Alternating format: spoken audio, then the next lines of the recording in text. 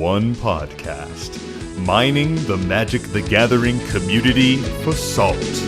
This is the Howling Salt Mine.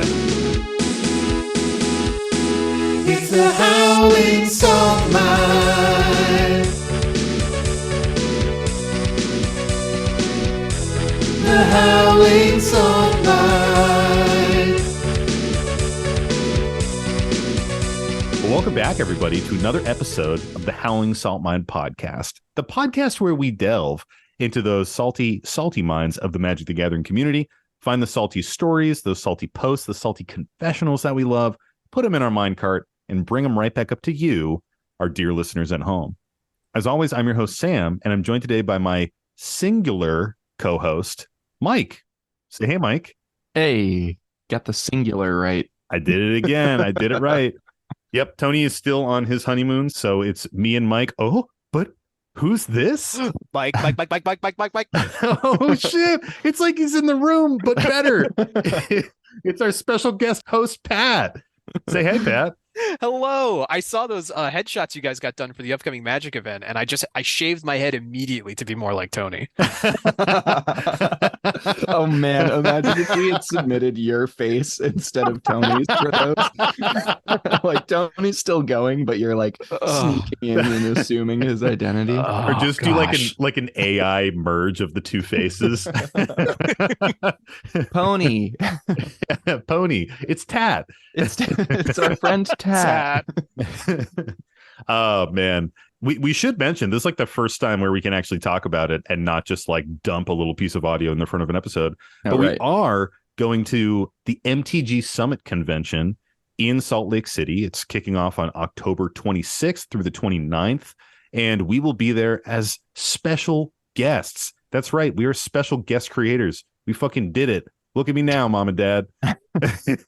Someone actually was willing to put a subtitle under our names that said content creator. Well, that makes it official.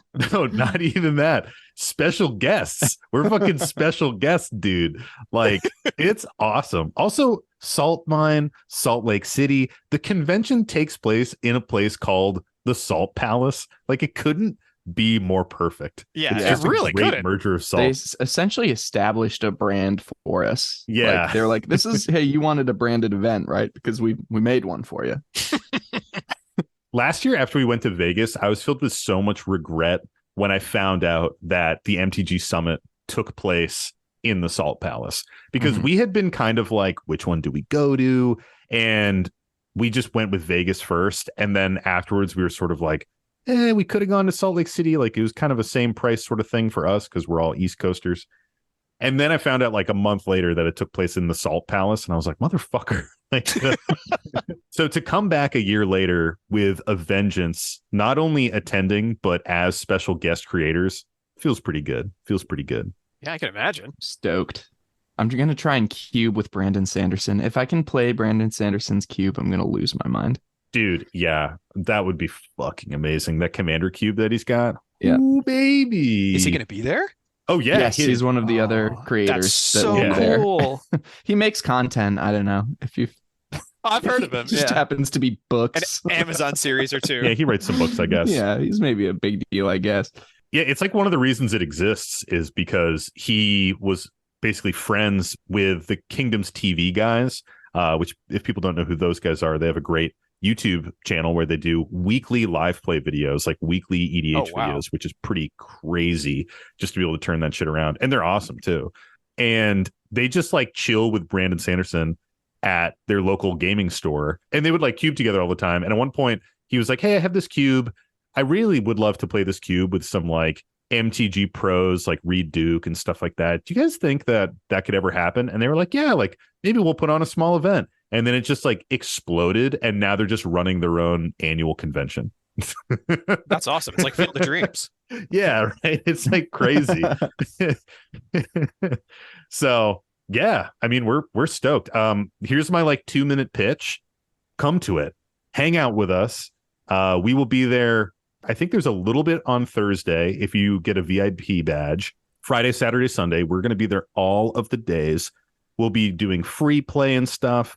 Come jam games with us. Also, if you can spring for it, get a fucking VIP ticket, because there are VIP events that will be like connected to. There's like a creator clash event where everyone gets a free precon. We all jam precon games and just like shoot the shit and have a great time.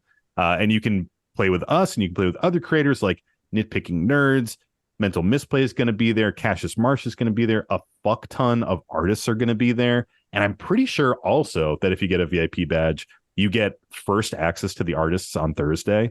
So you can just like not wait in line for artist proofs and not wait in line for signatures, which from being at other conventions, watching people wait in line, that seems very worth it. Yeah. I can imagine, especially because let me just say, I recently commissioned one of the artists who's going to be there, Gold Saber, and it is my favorite commission by far. I believe it was said that he was tried going. to pressure him. Yeah, into we're going pressuring and we're trying to make him go. Saw him in at Commander Sealed. We were like, dude, go to Summit. I could have sworn I saw that. Maybe I'm misremembering, but I mean, I hope he does.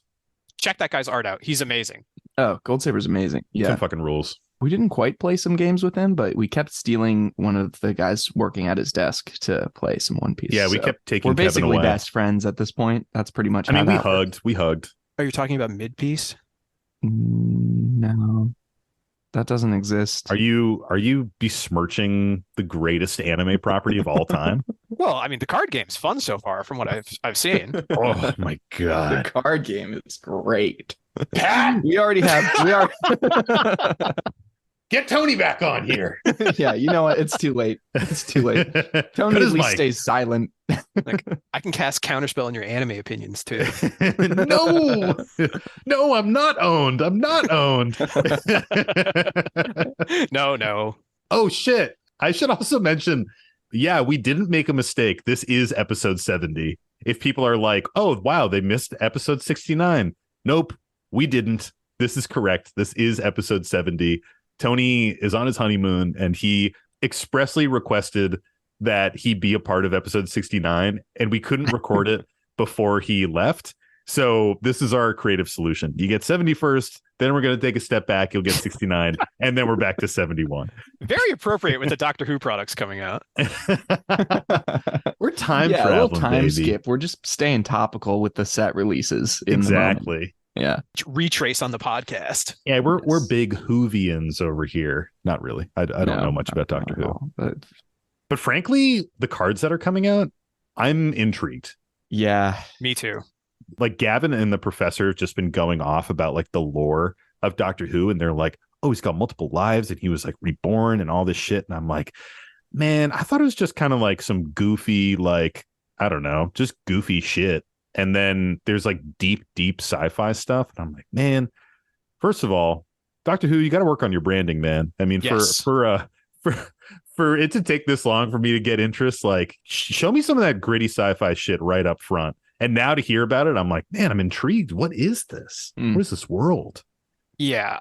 As a fan of Doctor Who, I'm going to say definitely read some of the books or like look into some of the older stuff first. I think a lot of the newer TV is like popular for a reason, but it's definitely like a different show. Like the professor always like cites a lot of the older stuff as his favorite, and that's where I started too. Because Oh, really?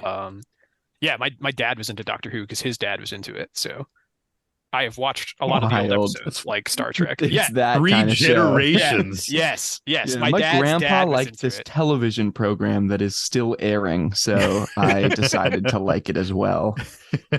Back when it was a radio show and then became a talkie. There's also something crazy that I saw where like there's episodes that are just lost. Like it's been around long enough. Yeah, that I saw that too. literally permanently gone, which is a crazy concept. It's because in the 60s and 70s, it was common practice to write over the tapes used to tape TV because it wasn't thought of like, oh, we're going to need to preserve this. Like people are going to care. It's just like making a TV show. Get it out there. That's wild, man. You got to reuse the tapes, huh? Yeah. What do you mean we're on a tape? You need all the extra tapes for the war. You know, you gotta ration. They were making bullets out of those tapes, man. Right, You had 3 tapes and you had to just recycle those. Yeah, the 60s and 70s, the famous supply shortages. We don't have any Betamax tapes. Yeah, those were definitely scarce. Yeah, I mean, it's something I'm intrigued with. You know, unfortunately, I do need to watch all of the One Piece anime before I dip into Doctor Who. but Yeah, it's going to take a sometime little next bit. year. Sometime next year, I'll get into next it. year. Man. Wow, you're going fast. Are you You watching must be on going 1.5 really speed? fast. Oh no, I'm just crushing. I'm just crushing through. I just put it on when I work out now. It is both Okay. my motivation to exercise and just the thing that occupies my brain, so I will exercise. You're Like, just like trying to get to like Zorro levels of like swinging a massive dumbbell around. oh You're like hell yeah, dude. concentrating your powers into your fists while you're trying Yeah. to work out. Yeah, nice. And right now I'm really more of like a Luffy build in that I'm extremely lanky, except I have none of the strength. Yeah, in that my arms flop around. You sure can't eat though. Yeah, I can fucking eat though. Nice. Well, speaking of the salty seas Wow. Oh, nice. of One Aced Piece, it, dude. thank you. I've been practicing. I've been like hitting random word. I've been like Googling, give me a random word. And then they say something from the Google. This is obviously a real thing that I've been doing because Yeah, that all makes sense. You've been Googling the phrase, give me a random word. Yeah. No, Yeah. that all tracks. That all Yeah, tracks. Yeah. That's how that makes works. sense. Yeah, well, let's fucking get into it today, guys. We're going to be talking about salt. I got some salty stories here. Hmm. And we're But going Sam- to huh? What is salt? Great question, Mike. And you know what? Thank you for asking. You're welcome. And you know what? You're special to me. Wow. Wow. I feel so happy. It's the kind of camaraderie on this podcast that keeps us together. Yeah, exactly. It's really the friendship that we make along the way with this show. Salt is frustration in the game. And as I've been saying lately, it's really an umbrella term, you know? This actually came up recently on a Reddit interaction I had where we had a salty story that was posted in our Discord and somebody also tagged me in it on Reddit. It was pretty salty. People wanted me to be alerted to this shit, you know? Oh boy. And somebody tagged the Howling Salt Mine, and the OP responded and was like, haha, I guess you want me to be salty or something like that. And they're like, no, this is like a podcast. I'm just like letting them know that there's this salty story here. And they were like, I don't really think it's salty, but whatever. Oh, interesting. Yeah, it was an interesting moment. And I kind of thought about it, and it sort of connects back to this thing we've been talking about where salt is an umbrella term. And to me, salt is anything that gets you frustrated in a game.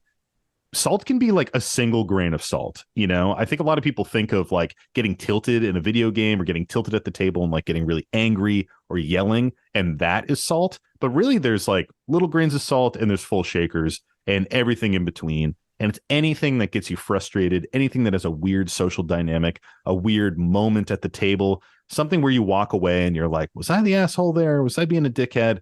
All of that stuff falls under our salty umbrella. And we got all that shit in the mine, man. Mhm. Everything is valid in the mine. It's when that flavor of the game that you were expecting is just, it's a little off. It's not all the feels good you were hoping for when you sat down. Exactly. It doesn't have to be somebody raging, even though those ones are very funny. but, but it could be a lot of things. It's when someone puts a 2-mana spell that says players can't win the game or lose the game on an Isochron scepter. Oh, Mike. Man, that has been like the meme. Can we talk about this real Yes. quick? Yes, Yes, please. What is the name of the spell again, Mike? Do you have Everybody that handy? lives. Everybody lives. Everybody lives. Yeah, it's the new Doctor Who instant, costs 1 and a white. And I don't have it in front of me, but it basically says every creature gains hexproof and indestructible. Players gain hexproof. No one can lose the game. No one can win the game. And it's 1 white and a colorless, correct? Yep, Yeah. 1 white and a colorless. And the big joke, and I'm pretty sure I called dibs on posting this joke next. So look out, everybody. The big joke is that people are like, but what about if you did it with an Isochron scepter? Which is great the first and second time I saw it. But man, I've seen that joke like 30 times. That's why I had to make it, because it was still original. Exactly. It's topical. Yeah. Yeah, that was the 29th time. Is pointing out a good synergy just a joke now? I think the joke is that no one can win the game, and that's funny. Right. Yeah, it definitely is funny. But like, I don't know. We already have ways to force people to draw. Yeah, you can like you could fracture identity at Platinum Angel like 10 years ago. So I don't know Yeah. what the big idea is here. Or World Gorge your dragon and don't have a way to stop it. Like, that's a draw. Do you guys Yeah. think this card sees play outside of like comboing it to like use it multiple times? I don't even think it sees play comboing it to use it multiple times. I think that's pure memery. Fair enough. Yeah. The big take with this one was people were like, oh my God, like this is interesting. It's a meme. And then some people were like, oh, is it CDH playable? You could stop win cons. You could use it, ad nause yourself like crazy, draw a fuck ton of cards, and then win in the next upkeep. That was a very common one I saw. And I think the more people looked at it, it's just not really super playable. And I think that's why white can get these effects that just kind of like do a big game stall, because they're actually pretty corner case. Yeah. I don't think that sees any play in CDH, frankly, because if you're not running Angel's Grace right now, then why would you upgrade to something that costs one more and prevents you from winning as well and run that? To me, it reads more as like a big boy heroic intervention. Yeah, I feel the same way. If you take it as the main use case that you're using for is protecting your creatures and your board, and then it has this weird secondary effect on it, then maybe it makes a little more sense. That's a great point. I think it is a second heroic intervention. I think that's well said. I think it's something that you cast after a board wipe because you don't want to lose your board and you just happen to save everybody else's boards too. But even that's super awkward. Yeah, totally. It is. It is 1 mana cheaper than Teferi's Protection and, you know, some of the other white spells that give all your shit indestructible. But like you said, it is also kind of awkward. I don't know. It only protects creatures, right? It doesn't protect artifacts and enchantments. Yeah, it's creatures and players. I feel like this could have been a great stacks card if this was like to help protect artifacts and enchantments instead of creatures. But yeah, I guess maybe still, but pretty corner case. Yeah, it's an interesting card. The design is wild. I think it is kind of a cool space to see how pushed that sort of mechanic can be, because it truly isn't that powerful, but it can say something when you read the card and you're like, holy shit, this is fucking crazy. Yeah, that's a lot of potent pieces of text. Yeah. Right. Cannot lose or cannot win. Yeah. Can't lose and can't win. You can't do either. Just nothing if you only read the good parts of that card and your creatures get hexproof and indestructible and you can't lose the game and your opponents can't win the game, that's crazy. It just happens to have some other implications on there. That's not what it does. Yeah, I do think that there are probably some ways to get around it and like still use it to kind of cement a win.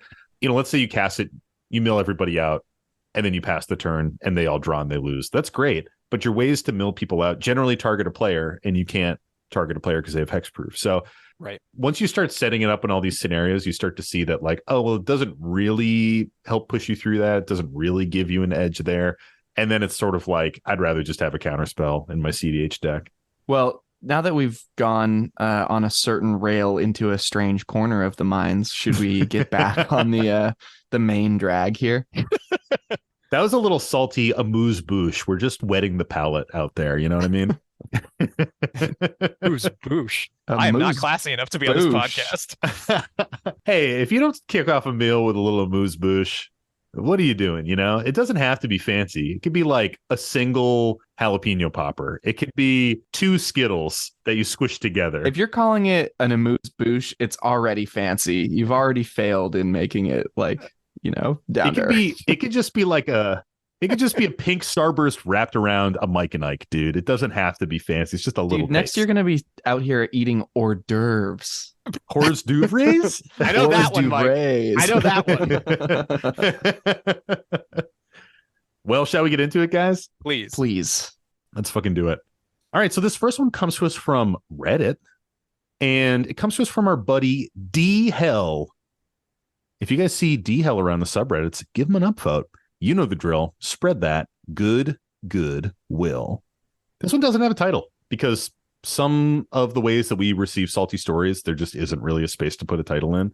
So it's titled Salty Story. Hey, what can you do? And the story goes, hey guys, binging all your episodes has seriously been a highlight of 2023 for me thus far. Aww. I'm current on the episodes, and after about 50 plus EDH plays, I finally have a story that might merit sharing. I'll let y'all decide. Well, I already decided because I'm sharing. Yep, here it is. The decision has been made. Yeah. And once I read it, I'm not going to cut it. I was playing on Tolarian Community College's Discord. I thought I would catch a quick game before bed on the weekend. I'm playing an Urabrask, the Great Work deck. So the new Urabrask. Ooh, nice. Mono Red Storm, Not the CDH build, nothing special. The only fast mana is Soul Ring. There are a couple of tutors, and there may be an infinite combo in the deck, but I haven't found it yet. With Reverberate and Buyback and stuff, I suppose it's possible, but wasn't intentional in the build. I've been playtesting the deck and making tweaks on it for about 15 plays now. It's only my third commander deck, and I've changed cards in it as recently as 3 days ago. Well, this was like 3 months ago, so you probably changed it a little bit since then. I advertised the game as a 6 to 7 power level because my experience playtesting the deck, that's always sort of where it has fallen. I'm playing against a Sliver deck and a Lord of the Rings themed deck and some guy playing Azorius. The Lotor deck wasn't a precon. As we're having Rule 0, after I've explained my deck and exactly what it did, the Sliver player says, I'm playing a Mana Crypt, a few of the Moxen, and all 10 of the original duels, but it's a pretty casual 7.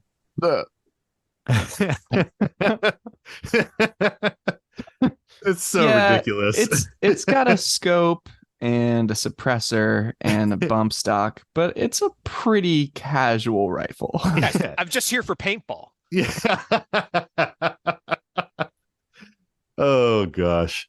I think to myself, I'm going to get destroyed, but I'm here and I want to play, so I'll play it out.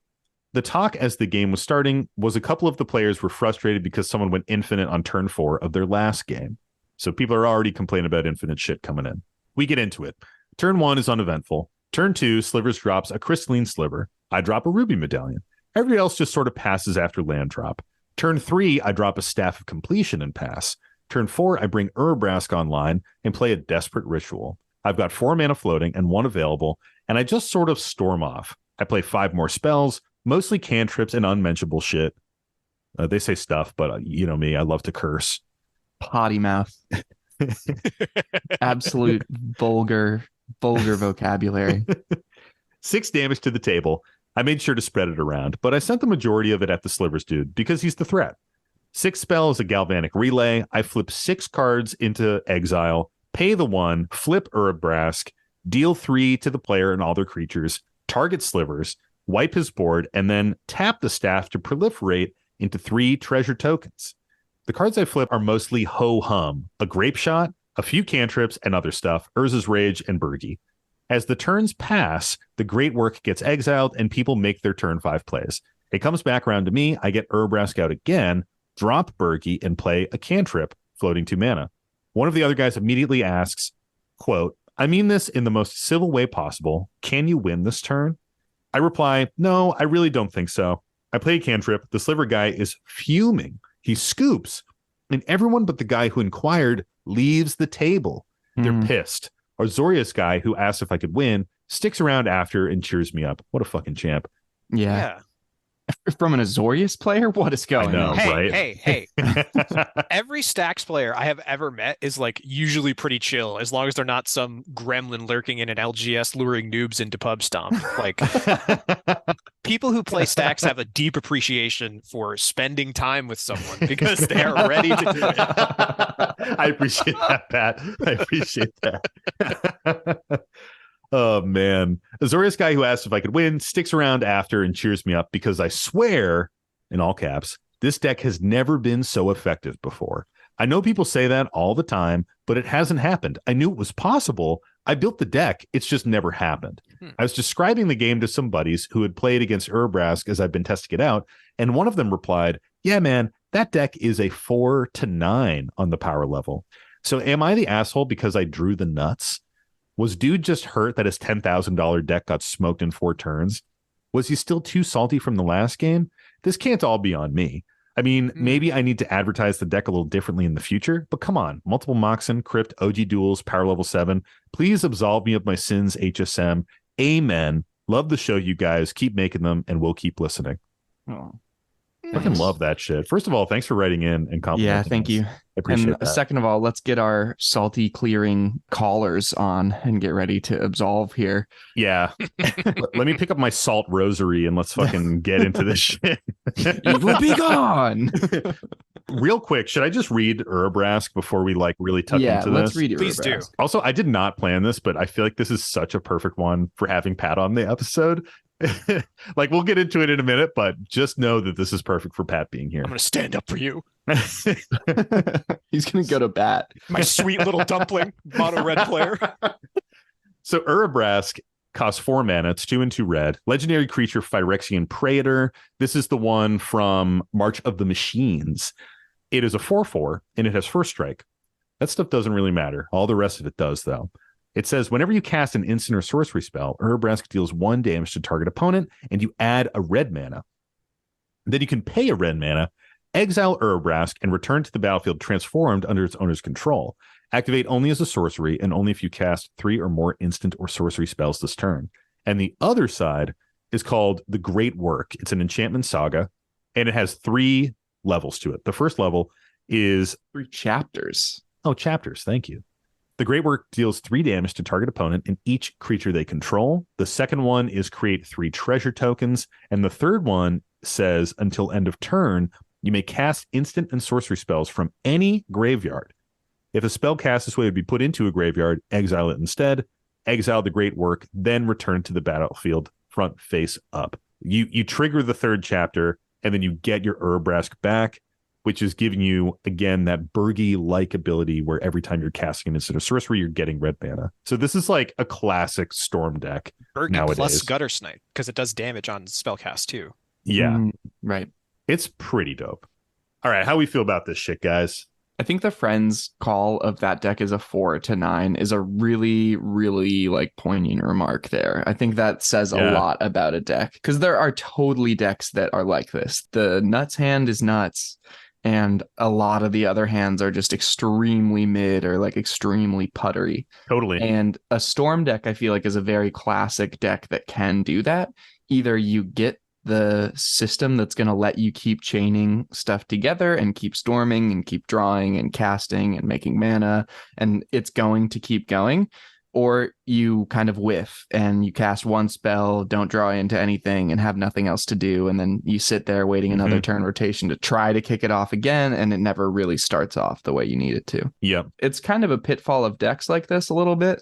I don't know. What do you think, Pat? I know you've played with this card quite a bit. Yeah. I run this card in my Sarkara deck, and Sarkara is one of my favorite decks of all time. She's a similar mono red commander who incentivizes you to burn players, and she'll give you card advantage. That deck fucks, by the way. Like, it's so fun. I think I've only seen you play it like 2 or 3 times, and every single time it has been a fucking menace. And you've gotten Urabrask out with it before. So as I was reading this, I was like, oh shit, this is great that Pat's on. I've experienced this feeling before of watching a mono red player do crazy exactly things. This.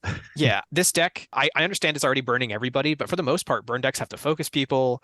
You're pretty low on resources. Like you're doing what a lot of decks do with more colors. You've gimped yourself a little bit by already playing a mono red deck. You've already said your only true fast mana is Soul Ring, though I'm sure you're playing rituals. Like, yeah, Desperate Ritual is in there. Heretic Ritual, all of them. I've seen a lot of people say that those cards are not fast mana, and I have to disagree. Like, yeah, dude, this deck is fast. Like that's how I play my turn 1 Najeela.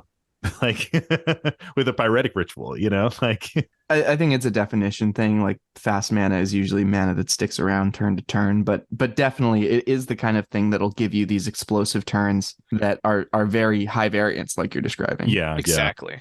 Yeah, I think this Azorius player handled things really well when he said, hey, I'm going to ask you in the most civil way possible, like, can you win this turn? Right. I think it was really not cool of the other 2 people to just immediately make the assumption that because you cast more than 1 spell and you were about to start taking your turn again as a person who has to cast multiple spells, they're like, oh, this guy's storming off again. Yeah. Don't have to sit through 20. It's like, you sat down with this deck. You knew what it was going to do. It's going to burn you. Yeah. Yeah, it's right there on the commander. Like if you're surprised that an Urabrask deck is trying to storm off, then you didn't read the card, frankly, because that is literally what it does. It would be like if you sat down against a Risk the Redeem deck and then they made 10 tokens and you're like, this is bullshit and I'm out. Yeah. I can't believe you made multiple tokens. Frankly, that's fucked. You did what your deck does into my 10 dual lands. Like, how dare you, first of all? I think something a lot of people also do is they put a lot of emotion into these commander decks because they resonate with these characters and they put a lot of time into them and they want them to be really strong. And so losing kind of always feels bad. And it always feels like anytime I've only been to a couple CDH tournaments, and every time I lost a game on Azami, I was always like, That was probably my fault. I could have done better. Yeah. Like that, I'm a little You're like, salty. I'm bad as a person. Yeah. Yeah. I mean, I just think that there's a lot of assumptions going on here. OP is also assuming that, oh, this guy left because I beat his super expensive deck that he cares a lot about with my Yeah. little dinky deck. And it's like, give yourself some credit, man. You just stormed off pretty hard for turn 4. Yeah. Yeah. Keeping this variance, this 4 to 9 thing in mind is good, but I also think you need to be honest with yourself about how fast your deck is too. I'll definitely echo what you said, Pat. I think burn in general in a 4-player game is a very challenging archetype to play. Play nicely. Yeah, to play well and to get a win. Well, I did say play nicely. I mean, like without upsetting people. Oh, that too, because you're not like focusing a single person down. I mean, generally you're trying to like spread damage around, and the challenge with burn as well is that typically you are also making it easier for other decks to win. Yes. Through combat damage. Yeah. Because you're like, well, let me chip down life totals, and then you can just come in and swing, and now you don't have to take care of 40 life because now it's only like 25 life. So that's already a challenge with these types of decks. When it comes to that power level range, I really, really like that a lot. I think that people should talk about their decks more in terms of power level ranges. So this is like a big topic on the show. It's a topic in the Discord for our patrons because I've had a couple lucky games with my Alesha deck. But the power level of my Alesha deck has always been something we debate over because I don't think it's a great deck. But every once in a while, you've chosen the exact wrong deck to try Not and make at this all, point dude. with. You Not at all. 100% have. let me at least make the point. Let me at least No. make the point and then rail against Okay, it. make the point, and then And my point make you is the that cleaner on this deck often plays like a 6. It does not play well. It's very easy to dismantle. It folds to interaction very easily. Every once in a while, it hits as an 8, and I'm like hitting my synergy well. I have like my tutor creatures out. I'm crushing pretty well. But generally speaking, I feel like there's a range with that deck. And I think truthfully, it has to do with my deck building that it's inconsistent. And sometimes I win with it and I crush, and sometimes I lose with it. This is and I do bullshit. poorly. There is a range if you look at what the deck was 3 years ago to now. If you average its performance over its entire lifespan, sure, then you could say like it varies between like a 6 and an 8, maybe. The deck that you chose is literally one that's all about recurring pieces that might get removed so that it's super resilient. And also everything synergizing with exactly one strategy of legendary creatures with power 2 or less. So like it's extremely consistent in what it does, and it has a bunch of tutors to make it more consistent in what it does, and you tutor often the same things to make it more consistent in what it does. So I think you chose exactly the wrong deck to highlight this, but I do agree that it's But what a good else does idea. it do well, Mike? Nothing else. Otherwise, it's garbage and everything Man, is terrible. I was fucking and- fishing for compliments, man. You caught on to my plan. Yeah. But I do think that this is something that exists for a lot of decks where there's a Yes. range, you Yeah, know? there absolutely is. And especially with storm decks where you have these turns that can whiff and can whiff in like a pretty major way where you're like, cool, I just burned through all my great rituals, all my great card draw, and I didn't get there. I'm just going to pass. And then next turn, I have to start from square one. I think that those decks tend to have a higher variance to them and do have kind of this range of power levels. Now, 4 to 9, again, the power level system is fucking stupid. Yes. But 9 is like fringe CDH. You're probably not a true 9 there, but your deck is probably still comfortably sitting in like, a 5 to 8 or a 6 to 8 or something like that. Yeah. I want to read between the lines on something here a little bit with this Azorius player asking, hey, do you think you can win this turn? Sure. Something that kind of implies to me is how much of the time of this game the Urabrask player is maybe taking up. Yeah. Right? Because if you do this storm turn, like just when you read it, Sam, right? There were so many steps to this turn. You play your Urabrask, you have to play 3 spells, you resolve all of those. Everyone has to track everything. You flip it over, you deal some damage, you proliferate, you get some treasures, you storm a little bit more. Yeah. And then you exile a bunch of stuff. Like innately you're doing a bunch of stuff, which takes a long time, especially if you're newer to the deck. You said, you have 15 plays through it. You might be kind of thinking through some of those steps, which is totally reasonable because it takes some thinking to execute these storm turns. But sure. It does mean that it takes this time. That is also the kind of stuff that people are going to have really low patience for, especially when one of the things that you do during that long sequence of game actions is wipe everybody else's board. Because then they get to their turn, they play a land, maybe one spell and pass. Next person, land, spell, pass. Next person, land, spell, pass. Okay, we're back to the storm player. They've got a full tank and they're ready to go again. That's where you get the Azorius player being like, okay, we just got out of one big turn. Are you going to win this turn? So doing what you can to try and mitigate like long turns from like a knowing your deck and executing it quickly is good. And also having win cons at the end of those storm turns. So when you go for a long time, you hit your grape shot or whatever it is, and you cast it and it actually ends the game instead of just sitting there and not quite getting there over and over again on long turns. I was going to say something that was mentioned in the post was OP said, yeah, it might have an infinite combo in there, but I really haven't looked. Something you could do is just, if you have a card in your deck, you can Google like, hey, does this card combo with anything? And EDH Rec even has a section that's like card combos with X. And granted, this is not going to be a perfect list that shows you every combo ever, but it's going to give you a great idea of what to look for if you're looking for infinite combos and what to avoid if you're also not trying to do that. Yeah. Another really insane resource for this. I'm so glad you brought this up, Pat. There's something called Commander Spellbook. It's got over 24,000 combos cited in it. That's just in their search bar. So I know that. That's awesome. It's a Discord, right? There's a Discord that supports it, but there's also just a website that has like a search engine on it. And you can search for combos. You can search a card name and it'll show all of the cards, like all of the combo lines with kind of an explanation of what they do and what their inputs and outputs are. And it's a user maintained list, so people can submit stuff. They can submit combos. So it's constantly growing. But that's a great thing too, of like, you might get some ideas of combos that are in your deck. The other thing that's saying, I'm not sure if an infinite combo is in this deck kind of suggests is that you haven't done much like gold fishing with it. Like maybe you've done some deck building, but often if you goldfish a few times, you'll find some of those infinite combos if they're in there. Definitely. Especially with storm decks, like you said, you kind of need like reps on that deck. Yes. You need to be able to go through it and be like, okay, how do I execute these more complex turns? And even if it's not a storm deck, that's just kind of a good practice for any deck that might have like multiple moving pieces. Like I do that with my Gave deck occasionally. I haven't done it in a while, but Togo Keskit is one where I do a lot of reps with that deck just to be like, okay, these pieces come down. Now, how do I go for the win?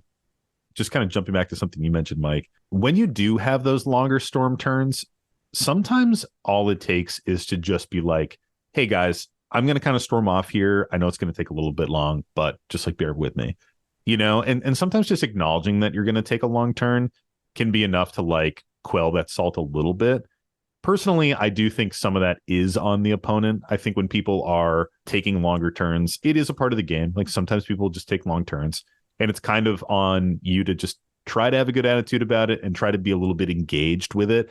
Like something I'll do is like track storm count or try to just like help them walk through steps and stuff like that, so I can put myself in the process a little bit and maybe just get some personal enjoyment out of it. Granted, if they're just coming off of a game where they got like blasted on turn 4 combo and they're a little bit pre-salted anyways, that might be out of your control. And it's just kind of out of your control how your opponents are going to react to that stuff as it is. But just something to keep in mind there. I mean, sometimes just being transparent about like, hey, this is going to be a long turn. I'm going to try to dig and do what I can. And I'll probably like do some burning on the table and we'll kind of see where it gets us. That might mitigate a little bit of salt.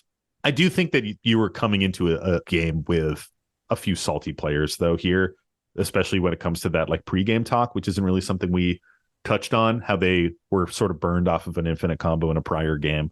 So could be a little bit residual there as well. Yeah, one thing you mentioned, Sam, was keeping people engaged. And I think something that can really help is if you've practiced the deck a lot, something that has helped me while goldfishing is actually narrating the turn out loud. So I'll go untap, upkeep, draw. I have no effects on upkeep. I'll play an island for turn. Like if you narrate through the turn, it can help you do things more quickly. It can help you be more accurate. You can start asking people for responses when you're playing spells. Like, I'm going to put this spell on the stack. Let's go through priority. You can keep Yep. people engaged in the turn by having practiced the deck. And I think speaking your turn out loud like that can really help instead of Yeah. just like sitting and like going, I'm going to tap 2 mana and play this, and then just wait and for everybody to like look at the card and read it. Yeah. I don't know. Yeah. Yeah, I think that's just good practice in general. Also, I think sometimes just taking game actions can be good. Like if you are tanking or something like that on those longer, more complex turns, just like do some stuff, make some mistakes, you know? Yeah. Like this is something you talk about a lot, Mike, which is like just continue to take game actions. And as long as you're not like tanking for multiple minutes going by and you're just doing stuff, yeah, you might run into some sequencing issues. You might make some mistakes, but you're probably going to learn something about your deck and you're going to keep the play going. That's such a red attitude to have too. Yeah, Just cast yeah. it. No Just waiting. fucking No cast waiting. that Just shit. Fuck it, we cast. ball. Yeah, Yeah. fucking we ball. So, what do you guys think the overall salt rating is on this one? It's Hmm. not nothing. I mean, 2 people left the table. Yeah, 2 people salted off out of the table. Yeah. The sliver guy was fuming. Speaking of, you just reminded me, and I think it's important to note this. There has been a serious uptick in the number of stories relating to slivers since that pre-con came out. Yeah, man. It's like I said on the episode of Scry Babies. Sliver players commit future crime. and they need to be punished now for the crimes they're gonna commit. That's so funny. But yeah, the story was salty. 2 people left, but I think you had a really positive interaction with this Azorius player. Yeah, dude. MVP. I think something that's really important is like if you're playing with people at an LGS and you kind of vibe, throw them in a Discord server or like exchange phone numbers. Like Hell if you have a yeah. good interaction like that where someone's willing to sit down and be like, hey, like let me talk to you about why this game might have gone this way. That's a cool ass person. Mm-hmm. Yeah, that was King Brago himself was fucking in the room with you. He was like, hey, you actually did pretty good. Cheer up, dude.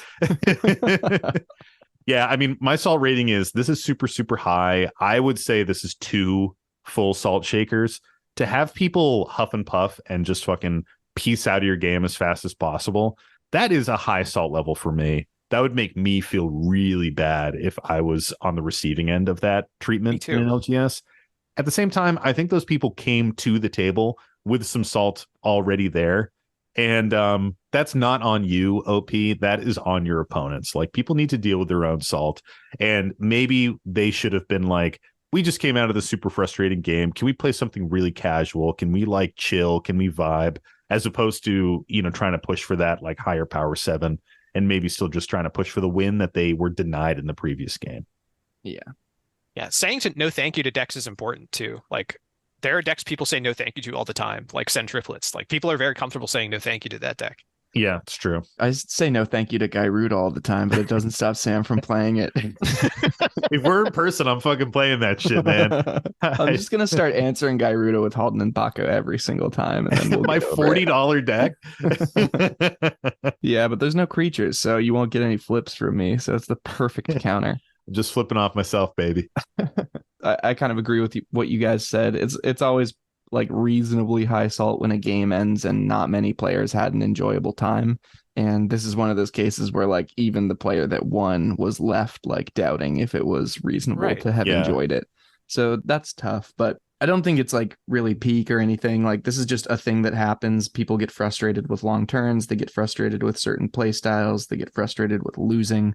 You just have to kind of be ready for that to happen sometimes. But there are some things you can try and do to mitigate it, and I feel like we talked about a lot of them. So hopefully some of those tips help in the future. Agreed. Let's do another. Let's do it. Another. One. Well, we just had that really long one, guys. Let's hit it with a short one here. Yeah, short, sweet, and to the salt. That's what they say. Short, salty. Sounds delicious. Yeah, short, salty, and to the point. That's Is so that what you good. wanted us to say, Mike? It was. Oh it my. was. And it's so good. It's terrible. It's so good. It's only bad because I've heard short, sweet, and to the salt so many times Yeah. that like anything other than that now just sounds bad to me. That's so funny. All right, next story. So this next one comes to us. This is an Instagram DM, and it comes to us from our friend Lotus Cobra Commander.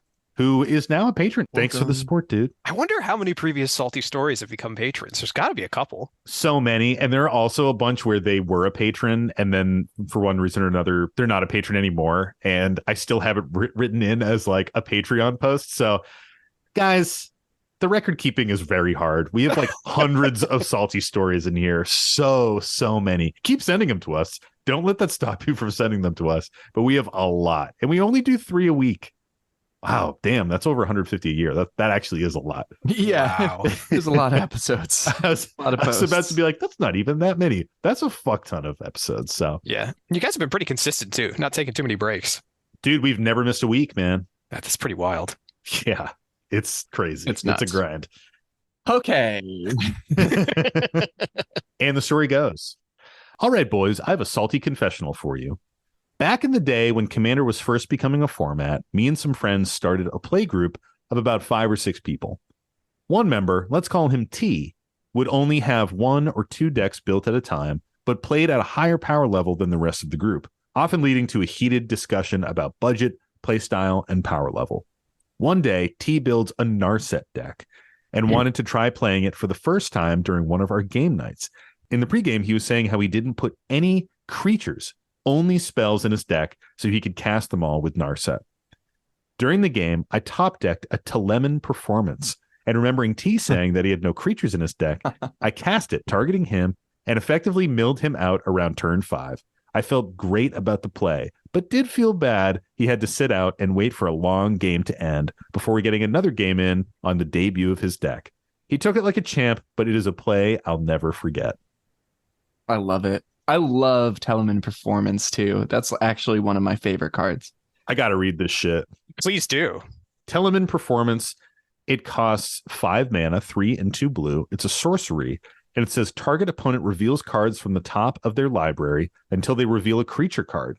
That player puts all non-creature cards revealed this way into their graveyard, then put the creature card into play under your control. Oh my god. Yeah. It's a bribery effect. It's a bribery. too. Oh my gosh. That's a spicy card, dude. That's what I'm saying. I love this card. And I've it's never from seen that Confluence, so before. it's like really fun. It's less than $1. It's great. That is really good. I love that this Narset player was also walking around like Achilles on the battlefield saying, look, guys, my ankle is showing. Yeah. Yeah. My only weak spot is my lack of creatures. So I'm gonna win. Hopefully no one takes advantage of that, but I'm ready Yeah. for a game night. Yeah. And Lotus Commander's just like, all right, let me just put this one silver bullet in my deck. Oh, really? That's your weakness? I just happen to have this perfect arrow that I'm shooting from the this parapets at your ankle-seeking ankle. missile. That's a spicy card, man. I dig that. Yeah, Yeah. I don't see any salt here. This is all umami to me. Yeah. Yum. Yum yum. Borderline sugar break. Yeah, it kind of is, right? I guess the salt here is that like you get your cheeks absolutely clapped so hard on the first debut of your deck, right? Yeah, that's tough. Like That that is tough. does feel bad. I think sometimes when you're like, hey, this is my new brew, I'm so stoked to show it off, and then people just like absolutely stomp you, it feels bad. I sort of feel like there's honestly 2 ways introducing a new deck goes, and it's the extremes. Like you either completely Yeah. flub or your deck does something so scary that your playgroup never lets that happen again. So heinous. Very true. so yeah, so heinous. It must be rejected in all subsequent games. Yeah. Yeah, I think we talk about this a lot with Tony. He's not here to defend himself. But the 2 main ones with Tony were his Obeka deck and his Willow Dusk deck. And I remember the Willow Dusk one was so fucking brutal. I think it was turn 3. I'm pretty sure the first game Yeah. he had a Soul Ring, so he got Willow Dusk out early. Turn 3, he had some kind of like pay as much life as you need to into something lifelinker, and then basically just one shot at someone on like turn Oof. 3. Yeah. And then turn 4 one shot at someone, and then turn 5 one shot at someone, and we were like, this deck fucking sucks. Yeah, that can never happen again. Yeah. I recently did someone else where I debuted my Nira deck, and on like turn 6 or 7, I cast a C double targeting an expropriate that I Nira triggered into. Oh god. So it is gross, dude. yeah. But even that, like that's turn 7. That's not so bad, right? Like, I don't know. People should be winning the game around then. It's pretty bad. I did it at an LGS, but to be fair, with some friends, but ugh, people saw that in public. It wasn't even in the sanctity of the spell table, the private Discord. Private of your own home. Yeah, I totally agree with you. I think that there's like generally when you debut a deck, there are two extremes. I feel like this happened with Tony recently too, with his new Frodo deck. The first time we played it, it was up at my cabin. He was one-shotting people again. And he busted it out, and we were all so afraid of the one shot that we didn't let him do anything. And he was like, he kept being like, hey, I'm only like 4 mana away. And we were like, yeah, that's like 1 land drop. And then you're fully online and can just take us out. And he's like, it's not going to happen. And we were like, you're right. It's not going to happen. It's not gonna. I'm not going to let it happen. I do love Telemann performance. Like that card showing up just makes this a sugar break for me. I can't hate a story with that involved. I have like probably like 10 copies. Really? I talked about this with Warp World, but this is one of those cards that like it has a gold set symbol. So I picked it like so many drafts in a row because nobody wanted this because it's not that good for limited. Because 5 mana, get a dork from your opponent's library is just not worth it. Dude, but if this was up against like your old Halden and Paco deck that was on like Leveler, oh no, actually never mind. I take it back. That'd be so bad. I take your Leveler and I put it into play, and I'm like, you're cool. welcome. You either get a useless Thassa's Oracle or a Leveler, or my whole library's gone. Yeah, it would be interesting with polymorph decks, but that is just like way too much of a perfect scenario. Much like the Snarset one. It is pretty funny into people that top deck tutor things, though. Oh, yeah. I will say I don't have a ton of sympathy for the Narset player, mostly just because I don't have sympathy for Narset players usually. In general, yeah. Yeah. I feel like every Narset deck is either doing broken extra turn stuff, or they're like, nah, I'm not doing that extra turn stuff. And it's just planeswalkers. And it's like, oh my God, man. Oh, yeah. I wish you just did the extra turn stuff. I wish you would have taken an extra turn because you're about to make this one take forever. Yeah. Like back to our first story. That is something with planeswalker decks. There's no amount of gold fishing and practicing with planeswalkers that makes those turns smooth. Yeah. Like I don't think there's any amount of reps you can get, any amount of practice you can get where you can learn to sequence all your planeswalker uptick and downtick abilities fast. Because the thing is, you have to like manipulate the die. You got to like make tokens. I mean, you got to read all that shit while you're going through your turn. Hashtag Elish Norn did nothing wrong. Desparking everyone. Yeah. Bolus too. Get him Bolus out of also here. did nothing wrong. Get them out of here, man. We don't need planeswalkers. I'm pretty glad that we're getting like one a set. I think going back to one a set will make them special again. So I think when they're like kind of explosive finishers for control decks, like that's where I want them to be. Low cost planeswalker is always really problematic, it feels like. Oh, hell yeah, dude. Like some of the ones that have been printed lately are pretty insane. Like Tyvar is fucking nasty. Yeah, Tyvar's great. But Tyvar is an example of like they're gonna print one of those a set. I feel like that's the kind of stuff that gets in as the one a set. That's how it should be for sure. I agree though. Like no patience for a Narset deck. It's also like very kind of fitting for the player that is routinely just slightly above the power level to occasionally get blown out. Like that feels right, you know. Sometimes that player just needs to be put down a peg. Now, to be fair, it's not going to make them make weaker decks. No. They're only going to try and power up, but it still has to happen occasionally. Yeah, all you can do is I feel bad saying this. All you can do is like kind of shame them out of playing that deck over time. And apologies, Tony. Just play Will of Dusk every once in a while, man. Like you can bring it back. I think it's been long enough. You can bring it back, but I don't know. I'll probably just still do the same thing, man. Like that's the thing. When you build a deck to do a specific thing, and that specific thing is be oppressive at the table, like that's the experience that's going to happen. You know, don't be surprised when your deck is absolutely wrecking face and then be like, oh wow, I can't believe it did this again. It's like, well, you built it to do that. So I'm actually surprised that you're surprised. So what do you guys think the overall salt rating is on this one? Goose egg. It's perfect. Delicious. Yeah. It's kind of, I agree with what you said, Mike. It's a secret sugar break, dude. Yeah. It's sweet. Even that extra little element of Lotus Cobra Commander here saying that the player even took it well. Like as soon as you got that introduced, it's like, oh, you're good. and a huge shout out to the Narset player for that too, because This is one of those moments where if you get knocked out like this and you take it like a champ and you're like, you got me. That's funny. You hit me with the silver bullet. I'll get you next game. That, as opposed to being like, what? Oh, come on. Like reacting negatively and poorly. Like one of those reactions lets the other three players continue to have a really fun time. And one of them makes them be like, oh, should we just all scoop and play the next game, or like what's going on? Like it gets really awkward really fast as soon as really good point. The first player gets really cranky about it. So a big hats off to the Narset player. Just like maybe dial down your average deck a little bit.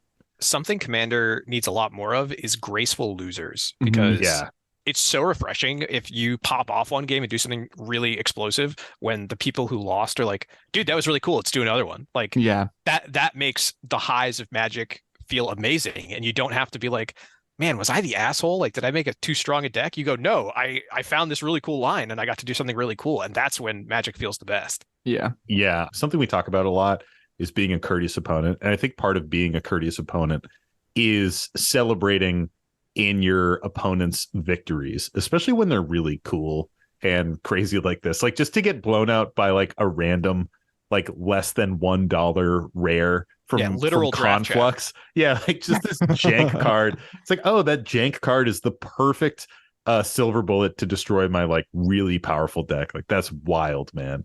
Just enjoy that shit when it comes up. Hell yeah. How about one more for us, Sam? One more. You know what, guys? Let's fucking do it, actually. You know, I think it's kind of crazy, but let's actually do it. Let's do one more. So this one comes to us from our website. This is a website submission. Ooh. thehowlingsaltmine.com or howlingsaltmine.com. We own both of the domains. We got them all. And this one comes to us from user Hotbox. What up? Hey. That's like Hot Pot, right? I'm sure it's just some dish that you can buy. Yeah, it's like a Dutch oven. And by that, I mean like a fart under the covers. Oh my gosh. And the story goes, hello, guys. I'm a newer listener and have loved every second of it. Aw, thank you. Thanks. So my story might not be too salt-induced, but it is interesting. So I just recently started playing Commander. I've been playing Magic for years, just not Commander. But my first deck was the Food and Fellowship Precon, and I've upgraded it a bit to make it more competitive and consistent. So I go to my first Commander Night tournament, and it went pretty good and actually placed very well in my matches, and everyone was really cool with lots of diversity in decks and power levels. Here's where the salt comes in. I'm at the top table last match of the night. My opponents are playing Dragon, Lord of Nazgul, and Salty Krenko Mob Boss. I wonder which deck is the problem. Could it be Krenko, perhaps? One of the oldest boogeymen of all time. It really is, dude. So the Krenko player was basically taken out right away. Maybe by turn 5. Color me surprised. Right? And was hated out of the match by the other two. And he was very salty, basically from the beginning of the game. He was slamming his cards down and acting crazy until he was dead. And then he throws his stuff in his bag and goes and pouts on the couch that the LGS has in the store and never said a word after. Ooh. So does this happen often at Commander Nights? And should I expect it more often? Thanks for reading. Stay salty. Also, like, I appreciate that they caveated this story. This is assault-inducing. Like, somebody was slamming cards. Yeah, this person wrote this like data from Star Trek. They seem to be reacting strongly. Yeah. Yeah. In the salt example we give at the start, I think throwing cards and slamming the table is generally one of the examples we give for like the higher levels of salt. Oh, of course, for sure. I to this day have not seen somebody get like physical with like a table or their cards or anything. I've been very lucky. Same. I maybe I have. I feel like the closest I've seen is like someone like flopping their hand down on the table, you know, or like, I don't know, like scooping up a little too quickly or something. Yep. I've seen that. These stories that are in the context of like is this something I should expect at my LGS more, is always something that's like so sad to me, because Yeah. someone had like an early experience at an LGS and it got kind of sour and went a little weird, and they're worried about that being a repeated thing that they're going to have to deal with all the time when they go to this store. Yep. And like Pat, you mentioned it on the earlier one. No, it's not something you have to deal with. Like, you will steadily find these people that you kind of know you have an ability to play with and have a good time with, and you can kind of build up your roster of people at your game store that you know you enjoy playing with. Mm-hmm. And it depends on the store, but I do generally think that it's like kind of the odd one out that is the person that has these issues like this. Like, you're not always going to experience this. You will just sometimes have strictly positive times. I agree. I think sometimes LGS play gets a bad rap because we see so many salty stories online. It really depends on like the internet circles that you're involved in. If you look at Reddit, for example, this is kind of like the whole reason we started the podcast. There's so many stories on Reddit about weird playgroup dynamics, people getting salty and things like that. I mean, heck, we talk about them every fucking week. Like we were saying earlier, 150 a year, at least. I think it's a lot like Yelp reviews, where the worst Yelp reviews are the ones that tend to dominate. Those are the ones that you read the most, and those are the ones that actually get posted. Like, if someone has an amazing experience at a restaurant, maybe they will post a Yelp review, giving it 5 stars. Maybe they'll do a little write-up. If someone has a bad experience, they're definitely fucking posting that shit. Yeah. If someone has like a very average experience, they're not going to say anything. Like, if they go in and they're like, yeah, it was good, it wasn't amazing, I had a great meal, it was like maybe the price I expected it to be, like, no one's going to read that, and no one's going to take the time to post that. It's this phenomenon where like the bad stories tend to rise to the top, and thank God they do for our podcast and our content that we make. But also at the same time, I think it does develop this vibe that, like, playing at an LGS, you're going to run into these crazy characters. You're going to see these like weird people who are getting super salty, or like being angry, or just making you feel bad or feel weird at the table. And I do think that is kind of the exception and not the rule. And generally speaking, all of my experiences at LGSs have been awesome. Like, some of my best friends I met playing tabletop miniature games at an LGS back in the day, and I still hang and chat with those guys like all the time, or as often as I can, being an adult. You know how it is. So I think it's just something that, like, yes, this will happen every once in a while, but like Mike said, as you go to your LGS more and more, as you have more and more commander experiences, you're going to find the people in that local meta that you vibe with. And those are the people to gravitate towards when you meet up. Like you mentioned this earlier, Pat, if you find someone at an LGS that you vibe with, like, hit them up, get their Discord info, make a friend out of that person. We've had stories on here before where people were like, man, I'm having a bad experience at my LGS. It's like, you can always take those LGS friends, turn them into real life friends, and play at your house or whatever. Continue to support your LGS, but if it truly is a weird environment there and it feels toxic and it feels bad, because it does happen, I don't want to minimize it. It definitely can happen, but there are always options outside of there, and you can still always find people that you're going to vibe and connect with to play with. Mm-hmm. And hey, at least this player got to hang out on a couch. Not every LGS has a couch. Not every LGS has that. Yeah. Gotta look for the silver linings here. So what do you guys think was going on with this Krenko player? I think they're just cosplaying Krenko. A real goblin. But this did sound like it was going to be a somewhat casual pod. And did it say he was out by like turns like 6 or 7? I think for some people Turn 5. that can be, yeah, that's pretty fast. Yeah, that is fast. I can understand getting upset, but like, it's really important to remember when you're with like people you don't know to like keep up appearances. Like, don't make them uncomfortable by being upset and storming off. Like, that might be how you handle stress or a social interaction, but you don't want to poison the LGS pool. Like, if I could talk to this Krenko player, I would say, like, just take a deep breath. You can catch another game. That's the best part about being at the LGS. Like, so much of these posts that rise to the top about like fights and stuff happening can be resolved if you just play another game. Because I guarantee you that Krenko player, if you play 3 or 4 games, it's going to pop off one time. Yeah, I also think just in general, Krenko is one of those commanders that people are going to focus down. Yes. And from the story, it sounded like the Krenko player was salty coming into the game and continued to be salty and left even saltier. So they probably had an entire evening of getting focused down when you're playing a Krenko deck. That's like usually what happens. Krenko is kind of like Narset in that it is one of those commanders that just has such a huge reputation. And that reputation precedes any deck that you're ever going to bring to the table. Like if you say I'm playing Krenko, people are like, cool, got it. I know exactly what to do. We all need to band together to make sure Krenko never hits your upkeep or has haste and can tap. That's just kind of how you have to play against those decks because they snowball so hard. If I could talk to this player, I would say like you have to make sure that your expectations with the deck you're playing align with how you think the game is going to go.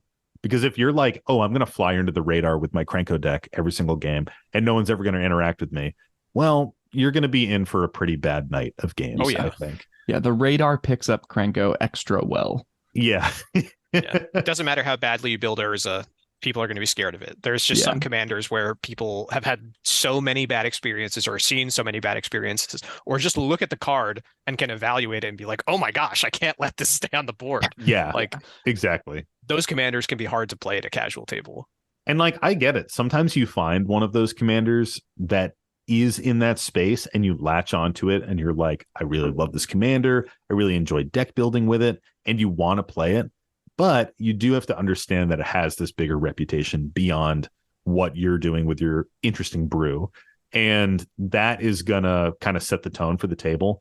You can try to like mitigate that with Rule Zero conversation, but that shit is also really dangerous because if you're like, oh, it's not that kind of Krenko deck, and then you drop Krenko and you start making goblins, well, surprise, it is. Like, I don't think you can even build a Krenko deck that doesn't do the Krenko thing unless you never cast Krenko. Right. And then why are you playing it? Yeah. He doesn't have eminence. It's not worth it. Yeah. Something else. Yeah. I think it was Tony said that about Yuriko. He was like, the only way to make a fair Yuriko deck is to not put Yuriko in the command zone. And it's like, yes, that is true. Play a different deck and make it ninjas. That is 100% true. Krenko is very similar. There are some other playable ninja commanders now, so you have options. True. Yeah. True. There are other playable goblin commanders too. Yeah. Oh, a ton. And there's some that are just as fucking crazy, like Muxus Goblin Grandy or whatever is insane. Wart the Raid Mother is my queen of budget commanders. She's so fun. Wart is so nasty on a budget, man. Conspire is crazy. I do want to go back to the post a little bit. Besides, like, you know, not removing the player, are there things you guys can think of that you do? Like when you notice a player who's about to get removed or is maybe a little cranky in general, are there things you do to try and engage that player and like pick them back up so that the overall like pod health can carry on? Or do you just kind of cut your losses? Well, I mean, you know me, I am a jokester at heart. If people don't know, I make as many, if not more jokes in real life than I do on this podcast. So I really don't let people in my pods get to this point. I'll let my friends because it's funny to see Tony get mad. Yeah, it's true. But like when I'm playing with strangers or if I'm playing with people that I just met, like I keep it so light. I'm joking around as much as possible. I'm trying to like have the vibe be really, really fun. And I just don't really let it get to that point where people get really salty. Right. And if they do, I try to make some jokes about the salt, quite frankly, because I think salt can be a little bit funny when you view it objectively. It can be this thing where it's sort of like, hey, you know, like, I'm sorry you're salty, but I got to go after you because you got this powerful thing. Like you can justify it a little bit, but honestly, just keep it light. Like put a little bit of humor in there.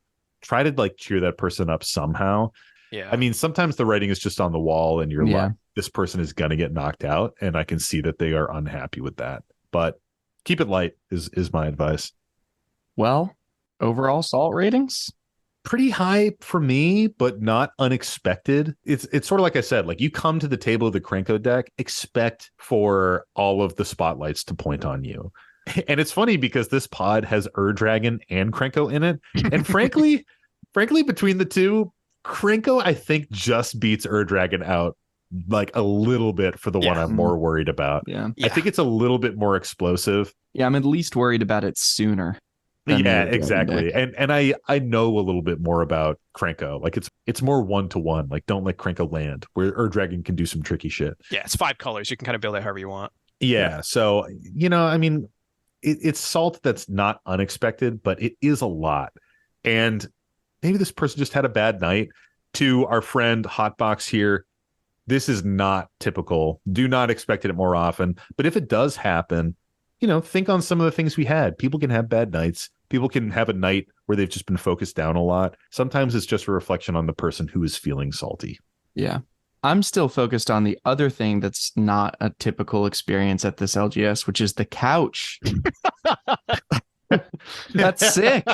More LGSs should have couches in them. That's great. I disagree. I think that couch would be so stanky and full of farts.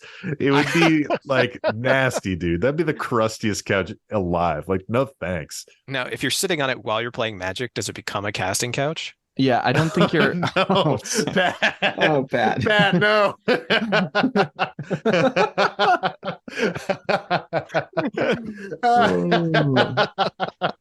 Oh, God.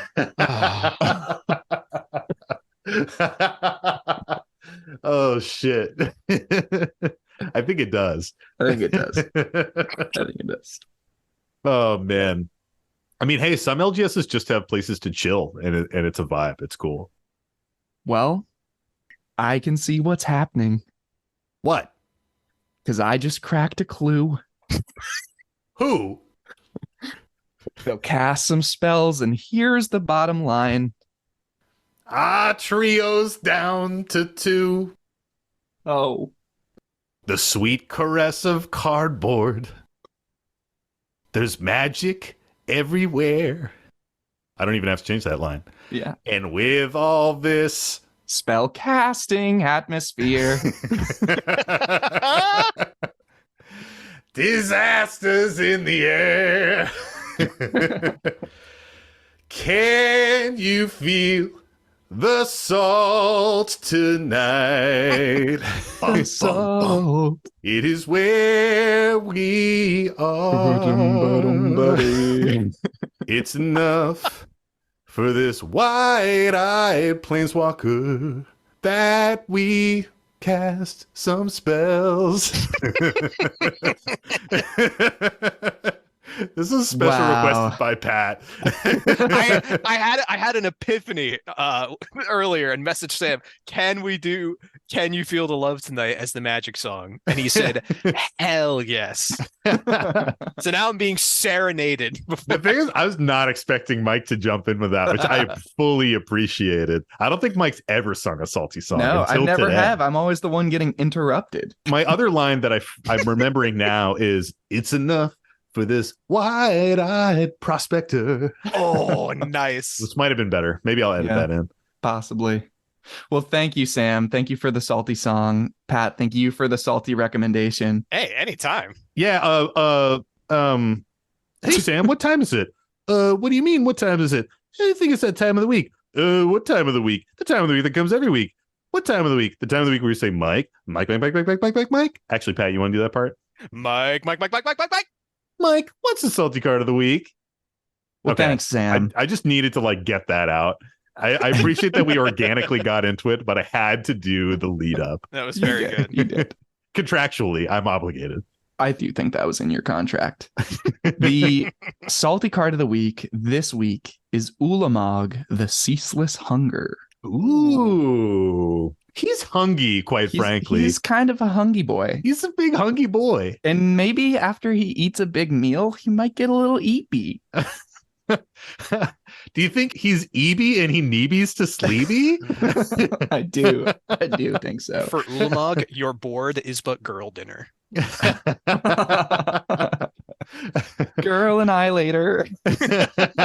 Actually does not happen. Oh that yeah, way. this is the All wrong right. one. All right, let me read the card. So Ulamog the Ceaseless Hunger is a 10 cost legendary creature Eldrazi. When you cast this spell, exile 2 target permanents. Indestructible. Whenever Ulamog the Ceaseless Hunger attacks, defending player exiles the top 20 cards of their library.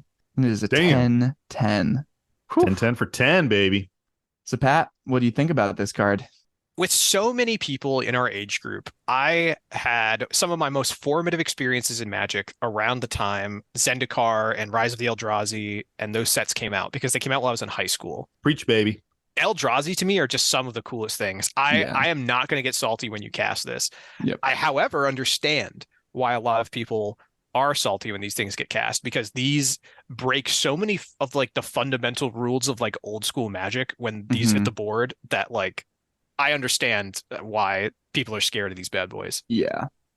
Yep. Yeah, absolutely. Sam, how do you feel? Pat said it very well. This was also one of those cards where, like, Eldrazi, I think they're cool. I think they're really interesting.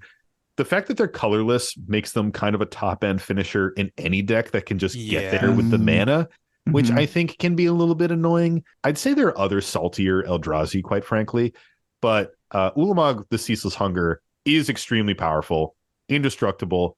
The cast trigger on the Exile is so fucking busted, because it is pretty much impossible to respond to. I mean, you can do things in response, but you can't stop it. It's gonna happen. Countering Ulamog, like, it's still gonna fucking happen. Yeah, the trigger already goes. Granted, it's 10 mana. It should be doing some broken shit.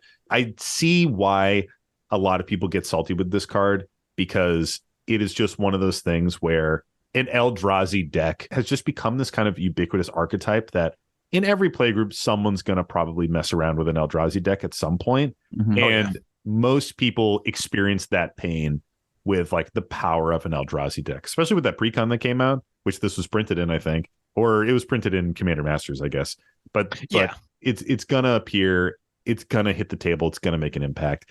For me, I don't think it makes me too salty. I think when people cheat it into play, that is the thing that makes me really salty. But then they don't get the cast trigger.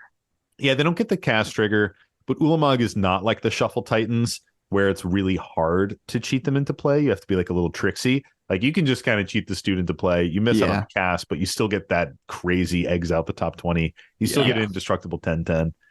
I see where the salt comes from. It doesn't make me super salty personally, but I also haven't had a ton of experiences with this card. What do you think, Mike? I mean, I'm in a similar place. I haven't seen it resolve too many times. I definitely have some nostalgia for all of the Eldrazi, so I like it conceptually. I agree, the cast trigger is brutal. As a player that does enjoy playing blue, it's really painful to not be able to counter things and to have them like go through kind of no matter what. You have to stifle that shit. Yeah, if you're running stifle, you have to stifle and counter it. Yes, you'd have to do both. I think the other thing that I see in this that makes sense as to why it hits the top 100 salty cards here is people hate mill, and this is like mill like on crack. This is mill, and it's exiling those 20 cards. So you're seeing those cards truly leave the game. You're gonna not be able to use your win con that's in there. You're missing your fun cards you were excited to play. Like, whatever is getting exiled with that attack trigger, and it is just an attack trigger, not a damage trigger, those cards are gone. So this has two levels of this kind of, I can't interact with that effect very easily before I'm hit by it. And I think that really pisses people off. And unlike some of the Eldrazi also, especially some of the more recently printed Eldrazi Titans, I guess I'm really just thinking about like Kozilek. It's just 10 generic mana. It doesn't even have like a colorless mana component of its casting cost. So it really is easy to mix into any deck that can do big mana stuff. I think one of the things that you're touching on, Mike, with the exile effect, one of the things that is so tilting with Eldrazi Titans is the way that an Eldrazi, whether it is this Ulamog effect or just like a classic Annihilator effect where it's forcing you to sack permanents, it is the way that an Eldrazi says fuck you in particular. Yeah. Every Eldrazi basically has a point where it's going to attack, and you have to make the decision of like, which one player am I going to absolutely fuck right now? Yeah. And then that one player is just like, God damn, like, you just went in on me. And especially with an effect like this, it kind of rewards continuing to attack the same. Absolutely. Absolutely does. So, like, if you get picked, that Hungy boy is coming in. Yeah. It's going to keep mowing, keep chomping. Nom. My favorite thing to do against cards like this is to not look at the top 20 cards, is to just take them off and be like, all right, they're exiled. I don't even want to exile look at them. Effectively face down. Yeah, I don't even want to look at those. All right. So now phase 2, what do you guys think the number is on where this is in the top 100 cards? Man, that is tough because Yeah. there has been voting going on recently. There has been. So for context, we're still on the 2022 order. Yeah, Okay. we're pre-rotation. I can go first, Pat, if you'd like. I'm happy to fall on that sword. Sure, fall on it. I think this is number 64. Okay. I'm gonna go with 46.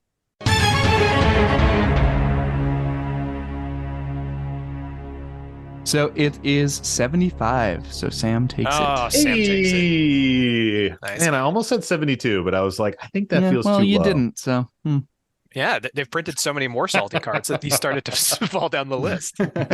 Yeah, that is interesting. I'm sure we will find out at some point, but I wonder how many Titans live above Ulamog, the Ceaseless Hunger on the list. Can you That is a give good that to question. us, Mike, without revealing too much information? I think I can, because I don't think I think we've actually hit a good majority of them at this point. Really? There is I have no memory of the shit we do on the show.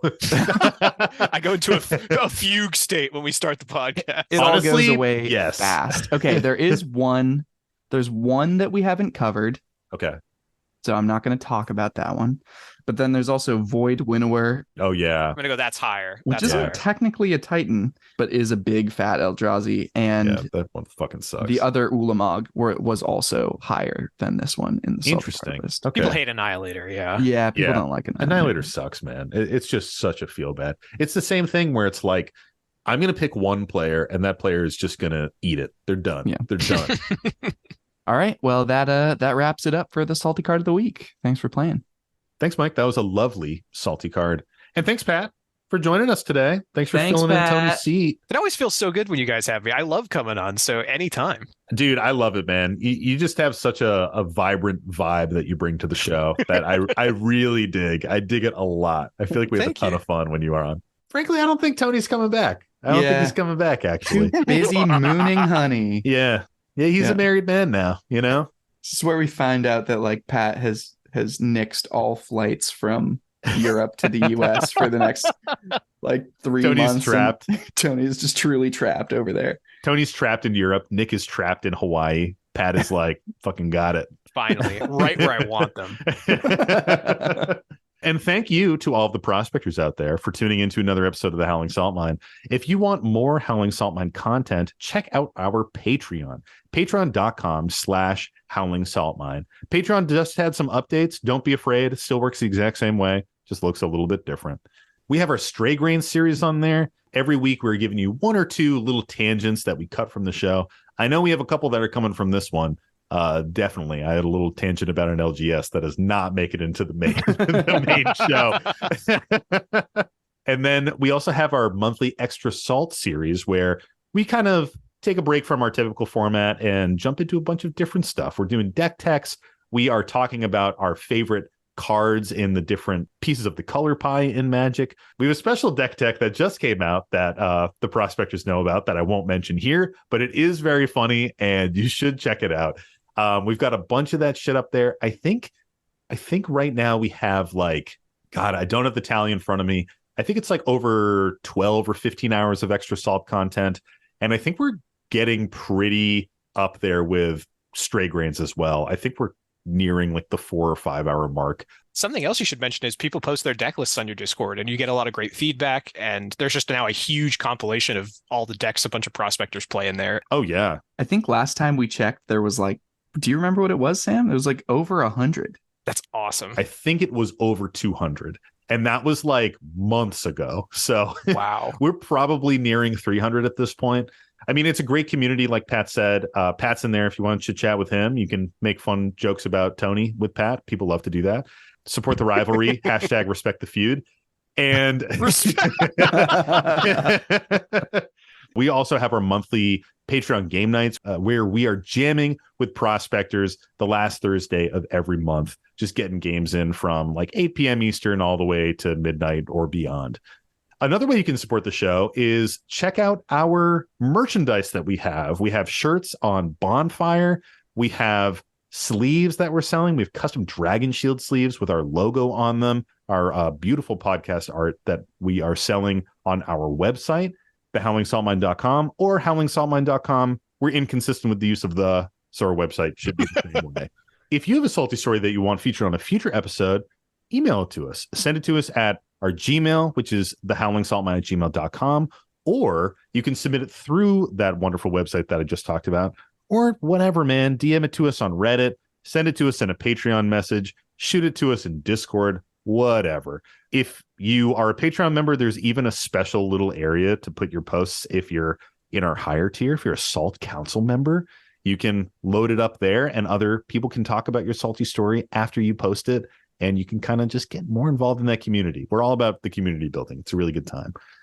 Another thing you can do is give us a 5-star review in your favorite podcast app of choice. That really just help us stick out in the algorithm a little bit more. I'm happy to say that we actually have a shit ton of 5-star reviews on Spotify, and it's like rivaling some of the bigger podcasts out there, which feels really good.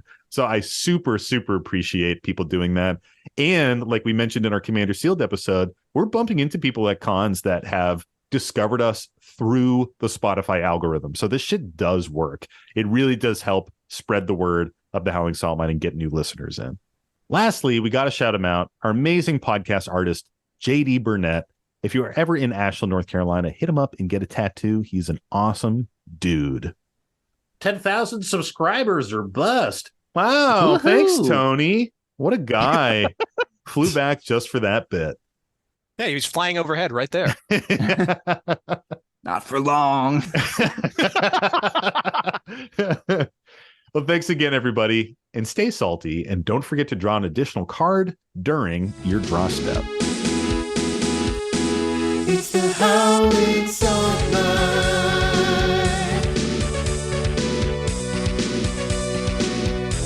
The Howling Salt Mine.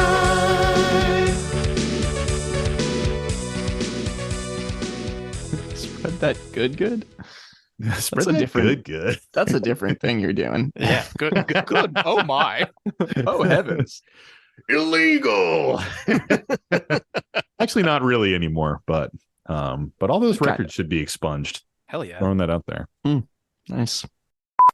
I'm currently on the episodes and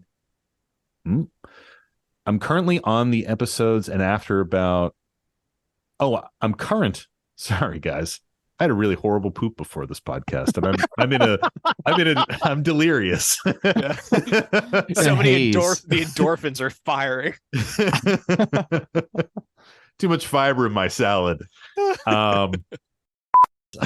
Mike's the Ringo.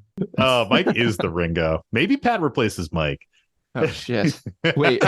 I mean, I love everything, and your Alesha deck is really good. And And let me just save that soundbite. All right. I can see what's happening. Oh, hold on. I have to find the lyrics. Is there like a specific lyrics? You do have to look up the Lion King ones. Oh, nice. Yeah. I have let me change my audio. Okay. Ready? Mm-hmm. You go, Mike. Little anagrams of each other. So, I don't know. Little flippy switchy, little I think flippy is boys? the technical term. yeah, I think the correct term is flippy switchies. Yeah. A little swippy swappy.